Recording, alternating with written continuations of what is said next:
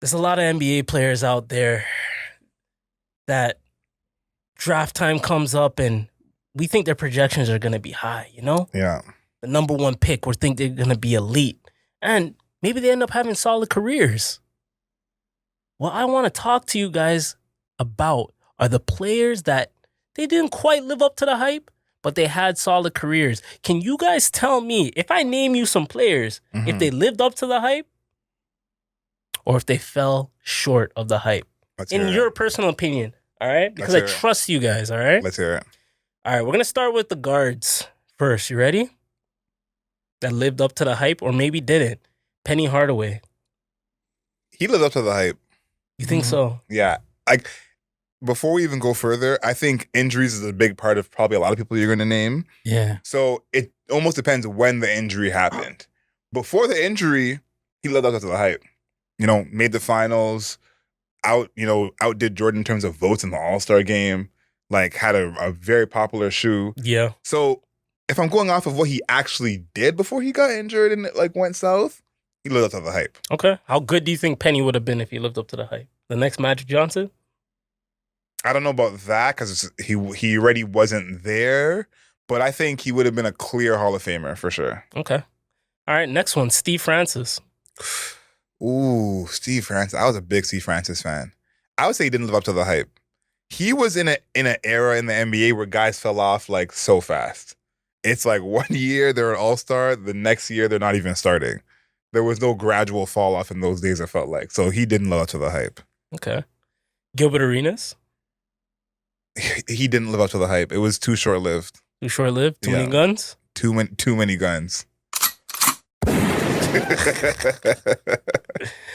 Joe Johnson. I would say he didn't live up to the hype, actually. Really? I was going to say he did. I don't think he did because if you go back, let's just go back in time for a second, okay? Yes.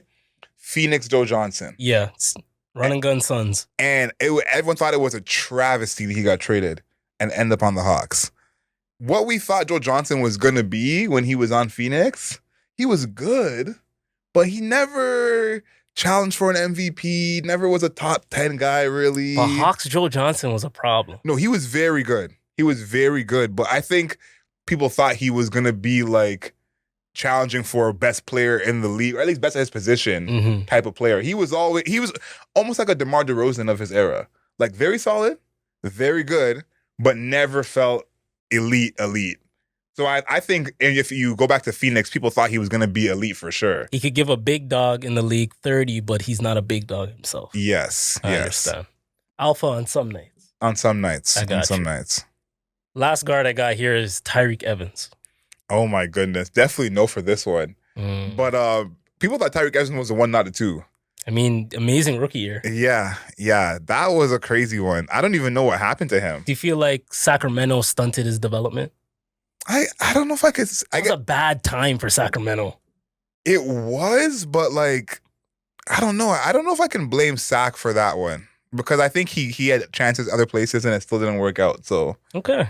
Yeah. No, I got some names that are really going to shock some of the audience because as a millennial, these are some players that I've been thinking about for a long time. Let's hear it. Danny Granger. Wow.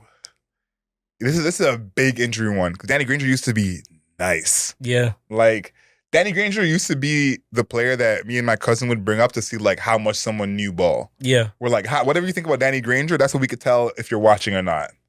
He was one of those guys that he had 3 straight years where he went up by 5 points. Like he went from 15 to 20 to 25. So I'm thinking Paul George is coming into his own. Him and Danny are going to be elite. Yep. But the injuries just fucked him, man. And I think that team probably would have, I don't want to say they would have beat the Heat, but would have had a better chance. If Danny was healthy? If he was what he was supposed to be. I agree with that. Yeah. Blake Griffin.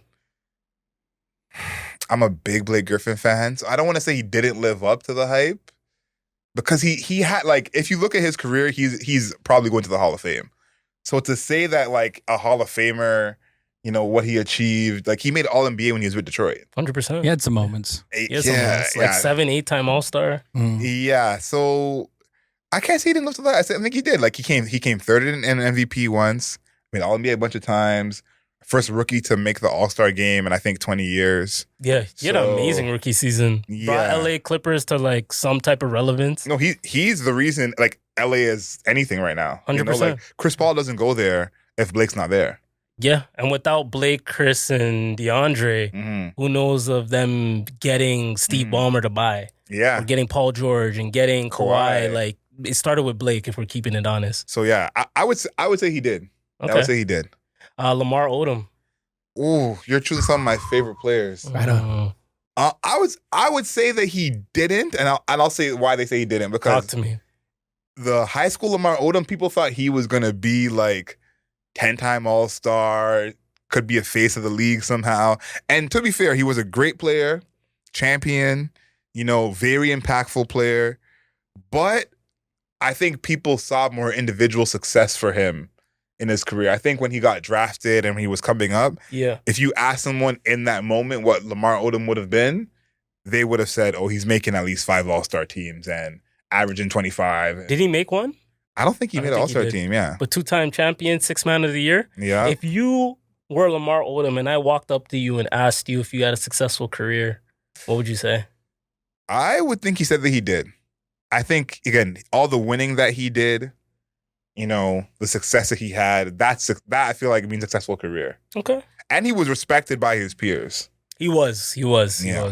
Lamar could give you 20 on any night. He can give you 10 rebounds any night or 10 assists any night. Yeah. Yeah. Carlos Boozer.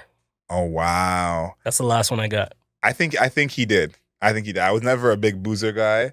But if you look what Boozer accomplished in his career, people really forget how much he did. Like, he was the big name free agent when he went to Chicago. Yeah. It's funny because everyone was like hating on him when he got there. But he was like, oh my God, we got Boozer. Like, that was the big 20 deal. and 10 guy in Utah. Yeah. Cleveland probably regretted trading him at the time. Yeah. Because Bron and Boozer would have been a good combination. So I would say, yeah, like what I really think is that he probably is remembered unfavorably because of what happened in Chicago. And he wasn't a defensive player. They were a defensive team. Yeah. But he was really good. He was really good. Okay. Yeah. Adriel. Mm-hmm. Is that your whole list? That's my list, yeah. I'm surprised you didn't see no Anthony Bennett. Oh, man. I mean, that mean, throw a would've been- Canadian in there. That would have been a definite. Yeah. Shout out to Anthony Bennett. I saw him at a club like last year or 2 years ago. How did he look? Great shape? He was in good shape. Yeah. I think he's playing overseas right now. Yeah. I think I'm going to bring a list to you a couple episodes from now of a group of players of like one level below those type of players. Okay. Like the Stromile Swifts of the world, the Bonzi Wells. Got you. If you like that video or any other Mayor Media video, please be sure to subscribe, like, comment, and stay tuned if you want to see more.